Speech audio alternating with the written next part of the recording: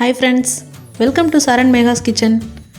வீடியோக்குள்ள போறதுக்கு முன்னாடி Saran Mega's channel subscribe பண்ணாதவங்க subscribe பண்ணிக்கோங்க. மறக்காம அந்த bell பட்டனை press பண்ணிக்கோங்க. Hi viewers.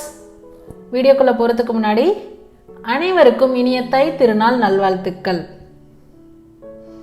இன்னைக்கு நம்ம தை திருநாள் அதுமா ஒரு சூப்பரான ஸ்வீட் ரெசிபி பண்ண போறோம்.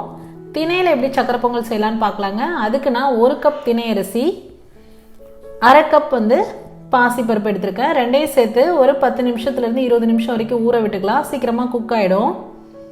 அதுக்கப்புறமா நல்லா சுத்தமா கழுவிட்டு குக்கர்ல நம்ம இன்னைக்கு செய்ய போறோங்க. அதனால கழுவுன அரிசியும் பருப்பையும் குக்கர்ல போட்டுக்கலாம்.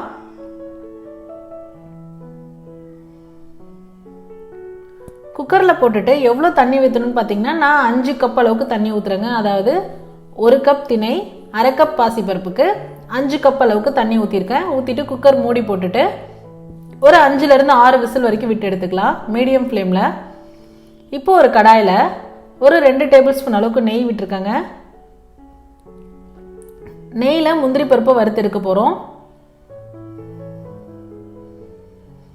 முந்திரி நல்லா செவக்க வறுத்ததுக்கு அப்புறமா நம்ம திராட்சையை சேர்த்துக்கலாம்.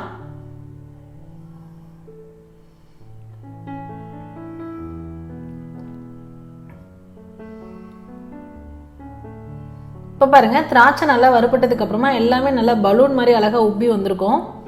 அடுத்ததா நம்ம வேக வச்சு எடுத்துருக்கோம் இல்லைங்களா, அரிசி பருப்பு, அதாவது திணை அரிசி பருப்பையும் சேர்த்து வேக வச்சதை நான் குக்கரை விசில் இறங்கினதுக்கு அப்புறமா உங்களுக்கு நான் திறந்து காமிச்சிருக்கேன். இப்போ நல்லா கரண்டி விட்டு நல்லா மசிச்சு விட்டுக்கணுங்க.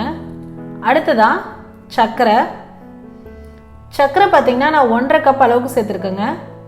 1 கப் திணை அரிசிக்கு 1/2 கப் அளவுக்கு சர்க்கரை சேர்த்துருக்கேன். அதாவது நான் நாட்டு சர்க்கரை சேர்த்துருக்கேன். நீங்கள் வெல்லம் இருந்தது அப்படின்னா வெல்லம் சேர்க்கலாம். அதுவே வெள்ளத்தில் கல் இருக்க மாதிரி ஃபீல் ஆச்சு அப்படின்னா நீங்கள் வெள்ளைப்பாக எடுத்து அதை வடிகட்டிட்டு தான் இதில் சேர்த்துக்கணும். எனக்கு சுத்தமான நாட்டு சர்க்கரைனால டைரெக்டாக அப்படியே சேர்த்துக்கிட்டேன். அடுத்ததாக கொஞ்சமாக ஏலக்காய் தூள் சேர்த்துருக்கேங்க.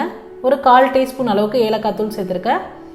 இப்போ பாருங்கள், பொங்கல் நல்ல சூப்பர் கன்சிஸ்டன்சி வந்துருச்சு. நம்ம இறக்க போகிற டைமில் தான் ஏலக்காய் தூளும் நம்ம நெய்யில் வறுத்துருக்கக்கூடிய முந்திரி திராட்சையும் சேர்த்துக்கலாம். சேர்த்துட்டு எல்லாம் சேர்த்து நல்லா கிளறி விடுங்க. லாஸ்ட்டாக இறக்கும் போது தாங்க இது எல்லாமே சேர்க்கணும். லாஸ்ட்டாக எல்லாம் சேர்த்ததுக்கப்புறம் கடைசியாக மறுபடியும் ஒரு 2 டேபிள் ஸ்பூன் அளவுக்கு நெய் சேர்த்துக்கலாம். சேர்த்து நல்லா கிளறி இறக்கணும் அப்படின்னா சுவையான திணை அரிசி பொங்கல் ரொம்ப சூப்பராக தயாராகிடுச்சு. பொங்கல் அதுமா இந்த மாதிரி ஒரு சிறுதானியத்தில் பொங்கல் செஞ்சு எல்லாரும் ட்ரை பண்ணி பாருங்கள். கண்டிப்பாக ட்ரை பண்ணி பார்த்துட்டு உங்களோட கமெண்ட் மறக்காமல் சொல்லுங்கள் ஃப்ரெண்ட்ஸ்.